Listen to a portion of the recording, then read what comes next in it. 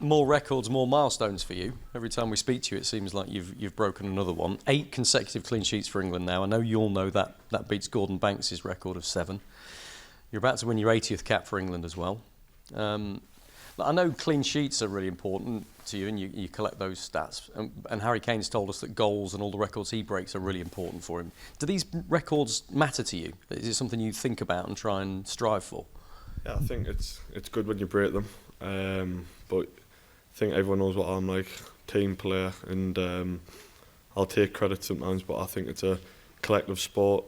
We win together, we defend, we attack together, and like Harry says, you know, the defence starts from up top really. It's all 11 of us putting the shift in, and when I'm called upon, I'll make the saves. It's great to have that milestone, and hopefully break it again tomorrow and get 9. It feels you're on a real high for club and country right now. Most people are saying that they've never seen you play better or with more confidence or more belief. We've been told today that you've agreed a new 4-year contract at Everton as well. So we've been told you'll sign that when you get back.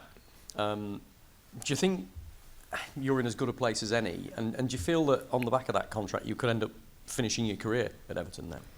Yeah, I think it just shows the hard work I put in day in, day out. I always, on the training pitch Monday to Friday, I'll always give 100% and try and improve myself. And you know, the more games you play, the more mature you become. You learn more about the game as well. And I'm always trying to improve and better myself. I just want to keep improving. 31 now, so still young as a keeper. So it's I want to just keep pushing myself and see where I can get to. Next questions? Anyone? What was it? Sam at the back there. Thanks. Hi, Jordan. Lots of games we watch that England are involved in, the attack is busier than the defence. How difficult or how important is it to retain that level of concentration so that when you are called upon, you are alert and ready to spring into action? Because you had to do that a couple of times on Thursday night. Yeah, I think every goalkeeper's different. I'm quite vocal. I communicate with my team, and I feel like that keeps me in the game. Even if the ball's on the other end of the pitch, I'll be moving about, keeping in the right line, and just being switched on constantly. And it's part of something to get used to, and something I've improved on over the years. And just being in the right position at the right time, and keeping communicating with the back four in front of me, and that keeps me in sync with the game. And when called upon, I should be there and ready to make an action. Is that something you've had to learn being with England, because it's different to club football? You don't have as many of those periods where your team are as dominant. No, I think, well, when you play for England, it's always an honour, but I think sometimes you play high level, sometimes you play not so high level, and yeah, I think you kind of get the balance in the game, you get the feeling, and as a goalkeeper, there's nothing better than not making a save and keeping a clean sheet. It's the easiest thing ever. But when called upon, I need to be ready, and I need to be in that moment. That's probably the hardest part, when you haven't got them actions. But when called upon, that's what I've trained all week for, to make them saves for the team. Hi Jordan, good evening. Looking at the squad over the last couple of windows, last couple of games, Elliott, Anderson and Morgan Rogers have made an impact, it seems. How would you evaluate their performances, especially Elliott, as somebody who's so new to the squad?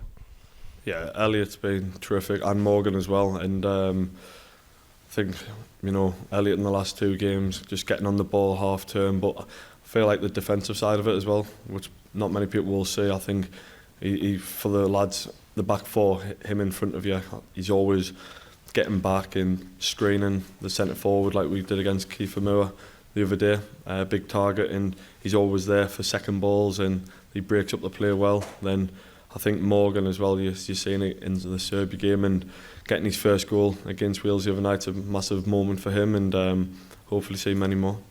And do you sense among the group, among players like Elliott and Morgan, this determination to make the most of every chance now? it counts down to a World Cup, which maybe they might not have been favourites a few months ago to be part of? Yeah, I think Elliot went to the Euros with 21s and won it, so it just shows the pathway still for England, how good the pathway is for us lads to get through it and winning major tournaments at 21s level and coming into the seniors and feeling comfortable. But I think us as a group is a great group to be around, because you get welcomed straight away and you feel at home and not out of place, and you let the football do the talking because we've got that good environment. Hey Jordan, Ramons from Latvian TV. Back in spring, England of course showed its class, but Latvia also had its chances. What do you remember from that game, and what did you talk with your guys in the locker room? Maybe something specific about specific player? Thank you. Yeah, I think it was a good game. I think Reece come up with a great free kick, and apart from that, we had a lot of the ball, but we still had to be wary of the threat from Latvia. And yeah, it was tight, and hopefully for us tomorrow, England will get on the front foot and get right after them.